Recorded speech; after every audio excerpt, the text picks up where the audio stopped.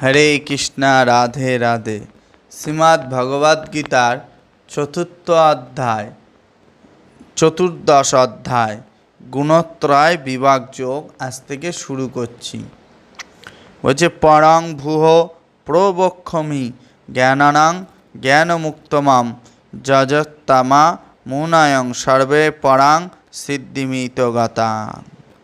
পরমেশ্বর ভগবান বললেন, পুনরায় আমি সমস্ত জ্ঞানের মধ্যে সর্বোত্তম জ্ঞান সম্বন্ধে বলবো, যা জেনে মুনিগণ এই জড় জগৎ থেকে পরম সিদ্ধি লাভ করেছেন।